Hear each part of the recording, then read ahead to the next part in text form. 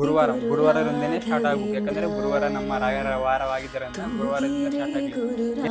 ಪೂರಣನೇ ರಾಘವೇಂದ್ರ ಪ್ರಭುವೇ.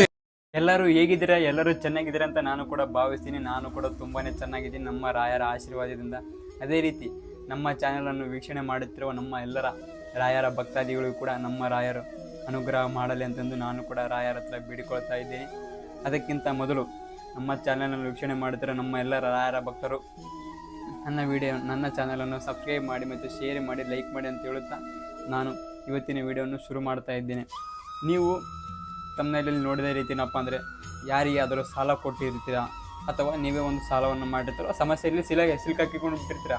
ನೀವು ರಾಯರನ್ನು ಸೇವೆ ಮಾಡಬೇಕು, ಅದನ್ನು ಯಾವ ಸೇವೆ ಮಾಡಬೇಕು, ನಮಗೆ ಇದರಿಂದ ಮುಕ್ತಿ ಪಡೆಯಲು ನಮಗೆ ಈ ಸಾಲ ಬಾಧೆ ಅಥವಾ ಸಾಲ ಕೊಟ್ಬಿಟ್ಟಿರ್ತಾರೆ, ಅದು ವಾಪಸ್ ಬರ್ತಾ ಇರಲ್ಲ, ಸುಮ್ಮನೆ ಕೇಳ್ತಾ ಇರ್ತೀರ. ಅವರು ನಾಳೆ ಕೊಡ್ತೀನಿ, ನಾಡ್ದೆ ಕೊಡ್ತೀನಿ, ಊರು ಕೊಡಲ್ಲ ಅಂತಲೇ ಹೇಳ್ತಿರ್ತಾರೆ. ಇದರಿಂದ ಮುಕ್ತಿ ಹೊಂದಲು ಒಂದು ಪೂಜೆ ಏನಿದೆ, ಆ ಪೂಜೆಯನ್ನು ವ್ರತವನ್ನು ರಾಯರಿಗೆ ನೀವು ಅರ್ಪಿಸಿದರೆ ನಿಮಗೆ ಯಾವ ಸಂಕಷ್ಟ ಇದೆಯೋ ಆ ಸಂಕಷ್ಟದಿಂದ ಹೊರಬರಬಹುದು.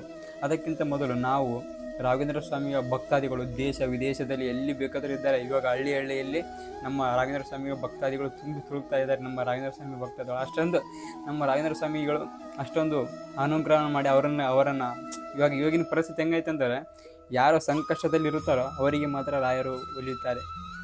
ಯಾರು ಕಷ್ಟದಲ್ಲಿರ್ತಾರೋ ಅವರಿಗೆ ಮಾತ್ರ ರಾಯರು ಒಲಿಯುತ್ತಾರೆ. ಯಾರು ದುಃಖದಲ್ಲಿರ್ತಾರೋ ಅವರಿಗೆ ಮಾತ್ರ ರಾಯರು ಅನುಗ್ರಹ ಮಾಡ್ತಾರೆ.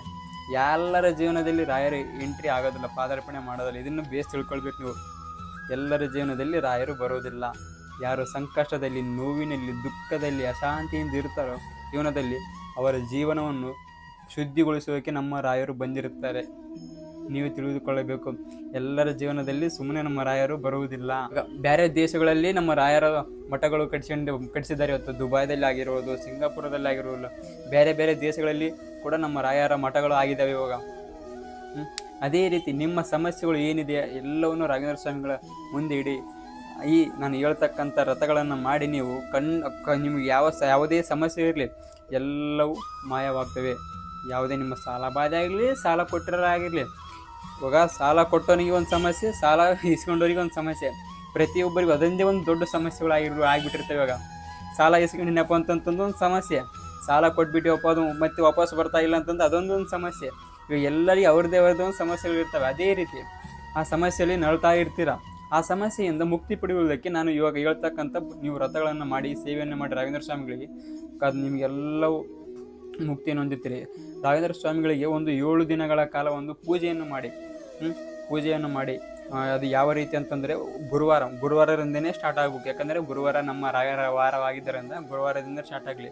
ಏನಪ್ಪ ಅಂತಂದರೆ ಬೆಳಗಾವಿಯಿಂದಲೇ ಎದ್ದು ಶುದ್ಧವಾಗಿ ಸ್ನಾನವನ್ನು ಮಾಡಿಕೊಂಡು ಭಾಳ ಒಳ್ಳೆಯ ಬಟ್ಟೆಗಳನ್ನು ತೊಟ್ಟುಕೊಂಡು ರಾಯರಿಗೆ ಎಲ್ಲ ರಾಯರನ್ನು ಫೋಟೋಗಳನ್ನು ತೊಳೆದು ಆದ ಮೇಲೆ 32 ಕಡಲೆಕಾಳು ಇರ್ತಾವಲ್ಲ, 32 ಕಡಲೆಕಾಳು ರಾತ್ರಿ ಮಲಗುವಾಗೇ ನೆನೆಸಿಟ್ಬಿಟ್ರಿ. ಒಂದು ಗ್ಲಾಸ್ನಲ್ಲಿ ಹಾಕಿ ನೆನೆಸಿಟ್ಬಿಟ್ರಿ.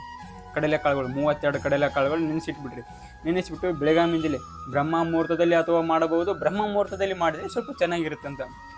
ಬ್ರಹ್ಮ ಮುಹೂರ್ತದಲ್ಲಿ ನೀವೇನು ಅಂದುಕೊಳ್ತೀರೋ ಅದು ನೆರವೇರುತ್ತದೆ.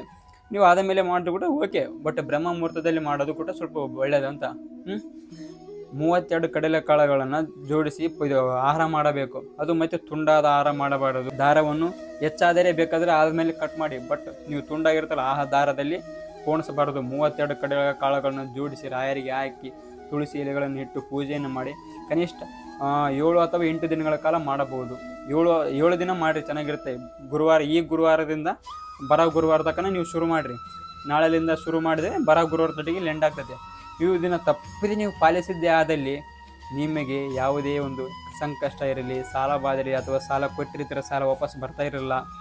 ಅವರೇನು ಹೇಳ್ತಿರ್ತಾರೆ, ನೀವೇನು ಹೇಳ್ತಾರೆ, ಅವರೇನು ಒಂದು ಪದಗಳು ಹೇಳ್ತಾ ಇರ್ತಾರೆ, ನೀವು ನೋಡಿರ್ತೀರ. ಅವರೇ ಈ ಪೂಜೆಯನ್ನು ರಾಘವೇಂದ್ರ ಸ್ವಾಮಿಗಳಿಗೆ ಮಾಡಿರಿ. ನಿಮಗೆ ಯಾವುದೇ ಒಂದು ತೊಂದರೆ ಇರಲಿ, ತಾಪತ್ರಯಗಳು ಎಲ್ಲ ಮುಕ್ತಿಯನ್ನು ಹೊಂದುತ್ತೀರಿ ಅಂತ.